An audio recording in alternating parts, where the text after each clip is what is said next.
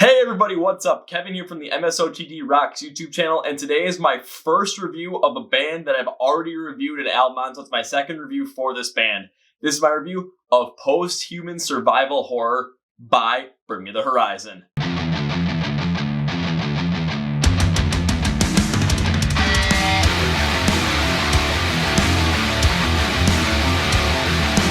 Okay, but before we get started, please follow MSOTD Rocks on places like Facebook, Twitter, and Instagram, where you can find the 30-second Song a Day feature. It provides songs from all these big bands and the emerging independent bands in the scene today, so you get to know with them. You can also connect with us on those places because we announce anytime anything comes out. It's the place where you come talk to us, put comments in there because we'll always answer. And on our Instagram page, we do IGT videos every single Tuesday night, which is behind the scenes, like what's going on here. And our Instagram live streams every single Wednesday night at 9 p.m. Central. It's an hour to come hang out with us and we have a blast. Please subscribe to this YouTube channel as well, because not only do you get the Song of the Day, not the Song of the Day features, the album reviews like you're getting right now, you also get the Kevin Figures Out series where I try and figure out if I like certain bands or not that I'm not really that well versed in. You got our special videos about emerging bands in the scene today. You also get our top 10 list, and of course the year-end awards will be coming up really soon. So it's always a great time for controversy. And the Chord Progression podcast lives here. The Chord Progression podcast is our very own podcast where we are interviewing the emerging bands in the rock and metal scene today, and you can get in the know with them in a much more intimate way because the conversation is always open and flowing. We've done ones with bands like Thrill the Fight, Kill the Light, Saul, Awake at Last. We've got Boys of Fall coming up right after this video, so that's going to be awesome. For all this stuff, links in the description below, because on the Chord Progression podcast, find us here on YouTube or on Spotify, Podcast, Google Play, and iHeart Radio. Again, links in the description below. Like, follow, share, subscribe to everything, and let's get on with it.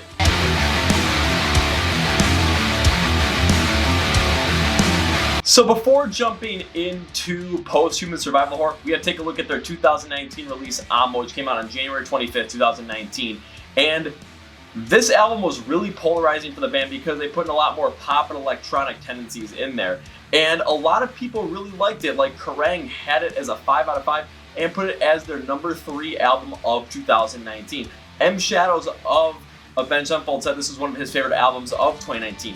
Me, however, when I reviewed it, yeah, I was on the other end of the fence on that. And the reason behind that was, while Bring Me the Horizon has changed their sound of time, going from deathcore, metalcore to hard rock, what they did on That's the Spirit, on Amo, they were missing something that all those albums had, which I thought was their core sound, because they always had this core roughness to them that was almost completely stripped away, except on songs like maybe Mantra and Wonderful Life. So I was not a fan of it. I almost had it as my worst album of the year pick, but then I heard Neo Theater by AJR, and I'm like, yeah, that definitely tops it. But Nihilist Blues was my pick for the worst song of the year in 2019, and the fans even agreed with me on that one. Also, at the end of 2019, on December 27th, they released this without notice. This album's like music to listen to, vibe to, whatever that. It was like a 50-word title. And it was a lot of like the soundscape kind of stuff. It was just a lot of stuff that I thought, you know, you really get high to this kind of music and listen to it. So I really didn't get that much into it, and a lot of people really kind of passed on it because it just kind of came without really any fanfare. Since 2020 happened, of course, Post-Human Survival Horror was coming out like single version. Like we started out with Ludens, which had more of that electronic feel, but it had that harder, rougher tone. So a lot of people were thinking it was going back to that. Then you got to Parasite Eve, which came out in June, which had a little more of this like weird kind of hip-hoppy tone at the beginning with a more of like a drawn back style. But then the chorus had this more, you know, Can You Feel My Heart kind of feel. So people like that. Obey with Youngblood had that rougher style, and also, Teardrops had this more like That's a Spirit mixed with Linkin Park kind of style. So after the singles, I was looking at this and thinking, is Bring Me the Horizon going to stick with this and have that core sound back and really experiment with this? And then taking a look at the track list beforehand, seeing features by people like Baby Metal and Amy Lee, I thought, this is going to be really experimental and really interesting. Let's see if the experimental ways on this really fit with what I'm looking for. So, or me personally, I should say, what I'm looking for. So let's get into it, shall we?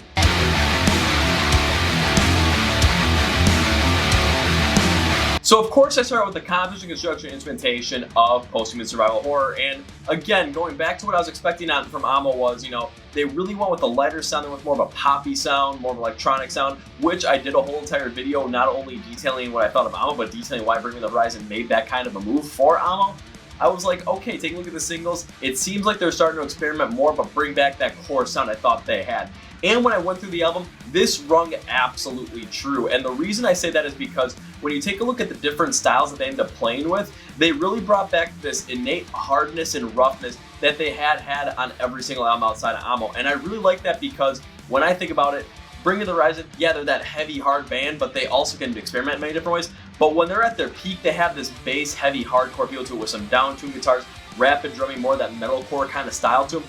And on this album, I really did like it because they kept up with that kind of experimentation. And I'm a big proponent of experimenting, but always when you have that core sound, keep it there because you can experiment on so many different things, but that mix really allows your message to really pop and really just flow through the way you want it to flow through. So I was a big fan of this. Let's take a look at some examples. First, without features and with features and how they've meshed with those. An example of this working without any kind of feature on there is on Parasite Eve. When you take a look at the verses of this track, they sound like it's like simple kind of drawn back, more hip hop kind of beat. So you're kind of wondering, I wonder what they're gonna do here. But when you get into the chorus, it comes in full force with this more melodic sense of Can You Feel My Heart? And what I mean by that is you take a listen to the way the guitars are tuned and distorted and the tone of the keyboard on this and the way it's programmed, it is very resemblant to Can You Feel My Heart? And a lot of people felt that way as well. So I got that, and just the mix of how that kind of softer verse really led into this really was a big key. Plus the intro was freaking awesome as well. And then you take a look at a song like Ludens, where they took that electronic feel like you got on Amo, but they really made it more of like a dark, heavier, kind of grittier sound. And it really did work well with their core sound, and that's what I was hoping they would have done on Amo. Plus you get to the breakdown and it is absolutely filthy with how they pull it off. It is a fantastic move on their part. So when it came to them doing it without features, ooh, it really did work out well. But then they had some featured artists on there, and they kind of took the featured artist style and meshed it into their own sound. So I got to talk about that. The first feature I want to talk about is Obey, which where they featured Youngblood on there. And when they went with this track, they went with a lot faster pace kind of style. And I like the move here because those brought some electronic work that allowed Youngblood to also shine as well. When you take a look at how the verses were constructed, the first verse had Ollie in it. I'll speak on the vocals later, but it had this rougher kind of sound to it and a little bit more of a rock metal sound to it to really kind of just let his vocals shine with the way he does. Then you take a look at the second verse, which had Youngblood in there, and what really happened was they kind of played more with an electronic feel, but it had this innate hardness to it, so it really did work out well with his style and the pacing, but with more of that Bring Me the Horizon flair. And then the rest of the song with the chorus, just the way the hardness of the instrumentals were put out there and the quick pace of them, yeah, this really felt like kind of like a Shadow Moses update, and I really did like the move here.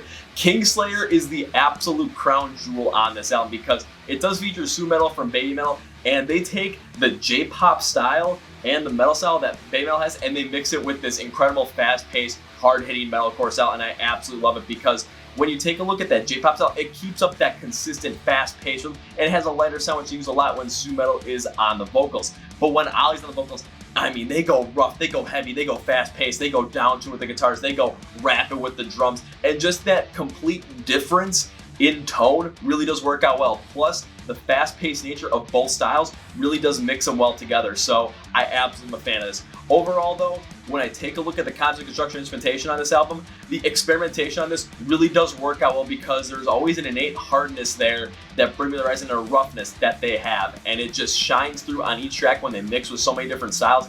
Man, was this a pleasant surprise when it came out. Holy crap.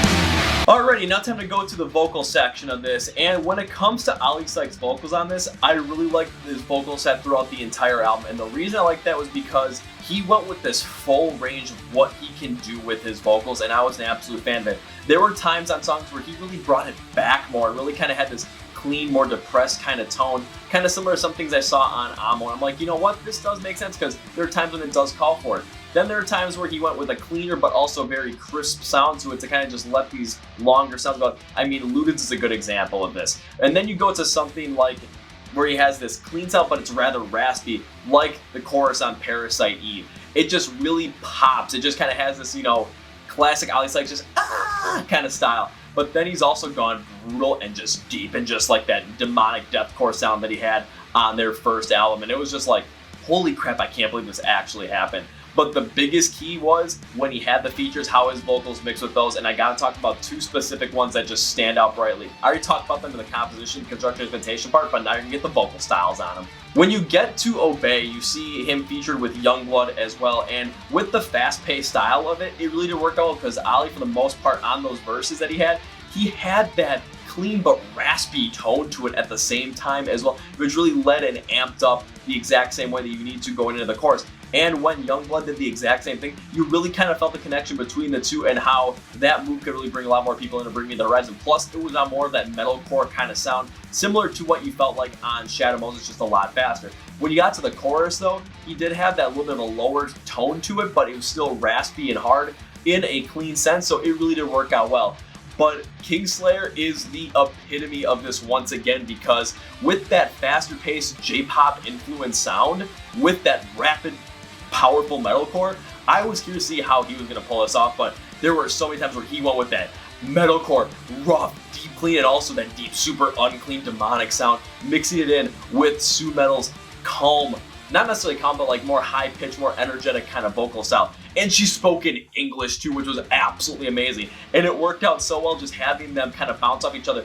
Sue Metal going with more of a melodic kind of style with a lot of energy though. And Ali Sykes just being all metalcore and deathcore with the screams. It was fantastic. Overall, in the vocal sense, his vocals really showed a lot of diversity with what they could do, and throughout the whole entire crew, Bring Me the Horizon and Ali Sykes, he tapped into every single piece. Plus, when he had features on this album, he played off of those features so well to the point where this was just incredibly dynamic. I'm a huge fan of this.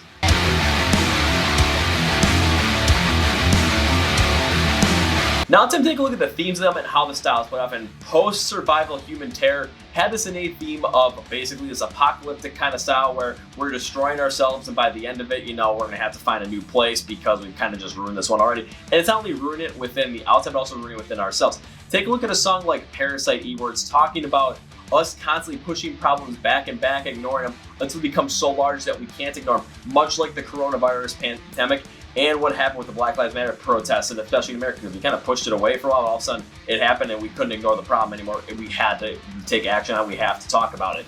Take a look at a song like Obey, where we're talking about government oppressing people, and it's taking the side of the oppressor and just showing up, you know, the more raw emotion behind it. Take a look at a song like Ludens, which is directly inspired by Metal Gear Solid, because it was for that, and it takes its creator's mantra in mind, where creativity ends up being our greatest asset when it comes to human survival. Then take a look at a song like One Day. It's the last track on the album. It's got a long title. I don't want to remember it, but it features Amy Lee, and it talks about how Ali takes the voice of humans and Amy takes the voice of Mother Nature, and it talks about how we kind of destroyed the planet and we're going to end up having to find a new place to live because we're just going to end up destroying this one, and it's just not going to go good. So it has this whole entire terror, horror, destruction kind of feel. But how do the themes play off of this is the real question. And in my opinion, the different styles absolutely match, because when you get these different styles and you get all these different mixes in there, again, when you have more of that like hip hop mix, more of that electronic mix, more of that J-pop mix, more of that just rawness mix. And when you look at One Day, you have more of this super symphonic but very ballady kind of mix.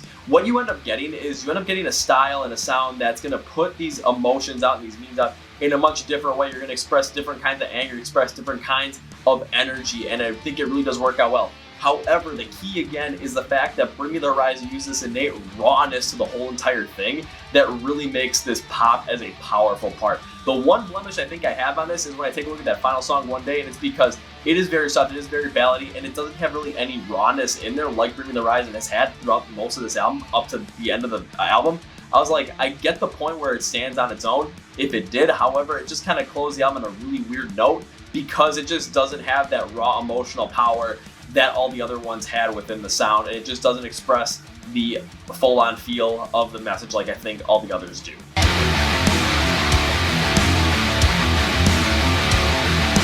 All right, now time for my evaluation and rating on Post-Survival Human Terror by Bring Me the Horizon. And it is...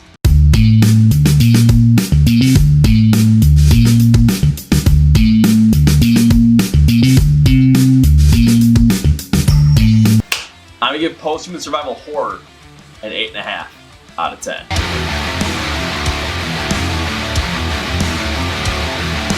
So Post-Human Survival Horror, I give it an 8.5 out of 10. That is incredible. So what am I thinking about this album? What I like about it? Again, the top thing is the type of experimentation that they did. On this album, Bring Me the Horizon did what they didn't do in Amo, which is they experimented in many different ways, but they brought in this innate raw sound they've had on every single album outside of Amo, and I absolutely loved it because you really got the feel of them putting out their original core sound to it, mixing with so many different things, so you got the feel of the meanings and the styles and the messages they're trying to put out there. Plus, it had this hardness in there and this rawness that just spoke to Bring Me the Horizon fans all over the place. It really did stick out well in turning these songs into these more dynamic, somewhat rougher tracks. A lot of hardcore fans will love, especially the older stuff. But then you brought in a lot of different styles that newer fans and other audiences are really going to like. Take a look at Obey with, again, you have more of that metalcore style that has like a Shadow Moses feel to it, but with a lot more pace, really fit the Youngblood feature on this. Take a look at Kingslayer, where you're adding this like brutal metalcore style to a J-pop track at the same time as well, but mixing the energies on this really did work out well. Also, take a look at Parasite Eve, where you have this more like drawn back hip hop kind of feel in the verses, but then it has more of this like faster paced Can You Feel My Heart kind of style in the chorus, and it really amps up to that. And then Ludens is another great example of using that electronic style, but really kind of focusing in on a little bit of a rougher, grittier tone to that, which really speaks well with matching with the Bring Me the Horizon flair. I thought this worked out tremendously on this album. One of the big things I like about this album is all the different features that were on there and how they worked out so well, because when they brought on different features, they really kind of worked with their kind of style that the feature was bringing in and mixed it with their own, and you really got this dynamic track, which everything really worked out in the end, because both Bring Me the Horizon and Ali Sykes and the featured artists really didn't work out well with whatever vocal style they were going with. Take a look at Obey with Youngblood, where that faster paced kind of style really worked out between the two of them, and just the difference between the first verse and the second verse with the different instrumentation styles, where it's more of a metalcore style with Ali's verse, a more electronic style with Youngblood's verse, but the pacing and how it leads into that more faster paced Shadow Moses feel of a chorus really does work out well. Again, Kingslayer is the biggest one on this album that really stands out, because you have Sue Metal from Baby Metal in this song, and when her vocals are coming in, yeah, they're more elongated, they're more melodic, and they're over this faster paced metalcore meets J-pop electronic influence in there. But when you bring in Ali Sykes on this as well, and he just goes with that super duper raspy clean, rough, and then this super duper deep unclean style at the same time too, with the hardness of the metalcore, just the fast pace overall really matched up well on this. Take a look at One by One, and you get like the Nova Twins in here, and they have this more this like Linkin Park kind of feel to it as well. And what I really liked about when the Nova Twins were in here was when they went to more of the pre-chorus style, and they really kind of had this more just blatant, more powerful vocal that reminded me a lot of Ash Costello, and the rougher, unclean style of Ali Sykes on this just really just stick out well in terms of the overall power. Then you got to something like One Day, where you had Amy Lee featured on there, and her more angelic symphonic metal style really did work out well with the more kind of depressed overall tone from Ali Sykes on this. I really did like that. One of the things I liked about this album was the dynamics in Ali Sykes' vocals, because on Amo, I really didn't see him do a lot of more like that dynamic style where he can go super duper deathcore unclean scream, but he can go rather soft at the same time as well, and everywhere in between. On Amo and even on That's the Spirit as well, really didn't see a lot of those screams and a lot of those more unclean vocals. On this one, we got a real healthy mix of almost everything, so there was something for everybody, and all the times they used them, it worked out so well to really just give this song and this album a huge pop. If there's a dislike I have on this album, which of course I do the dislike section, it's how the album ended with the One Day song. Again, not going into the whole title because it is kind of long and I don't want to remember it that too much, because it's a lot to remember in my mind, so I get messed up when I'm trying to shoot these.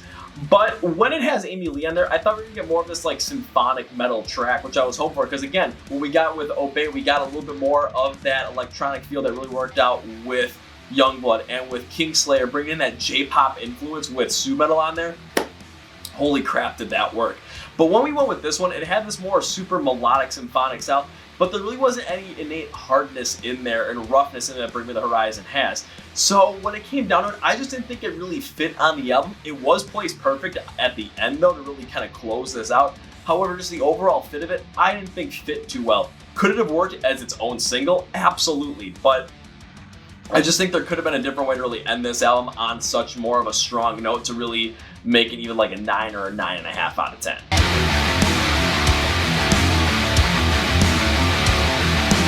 Now it's time for my final thought on Post-Human Survival Horror by Bring Me the Horizon. And after Amo and after the whole entire music to whatever kind of stuff, I was really concerned about Bring Me the Horizon, because I seen him kind of go more towards that pop rock. I'm like, I love that they're kind of experimenting with a lot of things, but I want to see him really experiment but keep that core sound. When I heard the singles on this one, I'm like, okay, there's definitely something there, but I want to see him do it more. And holy crap, did Ali Sykes and the guys absolutely deliver with this album.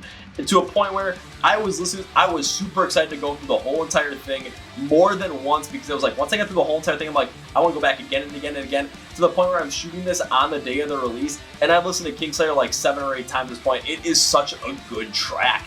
And just that innate mix of their rougher and more hardcore metalcore style mixed in with all these different styles that other artists brought on really bring, and how they mesh together was a super impactful kind of thing. Now, will this album end up appearing in my top 10 list at the end of the year? I've already got it locked in place. This album's probably going to end up going top 3 somewhere in there. Right now, battling out with albums like Rise Equals by Saul and What the Dead Men Say by Trivium. Again, we'll see what happens towards the end of the year, but this is a fantastic album from Bring Me the Horizon. So many fans are happy about this. From both ends of the aisle, this was absolutely perfect. And that's what we today, guys. Thank you guys for watching and listening. Yes, I know I butchered the name of the album multiple times, but then again, I hope you can forgive me. Till next time, this is Kevin from the MSOTG Rocks YouTube channel, and you guys know I am with the hat flip. But see ya!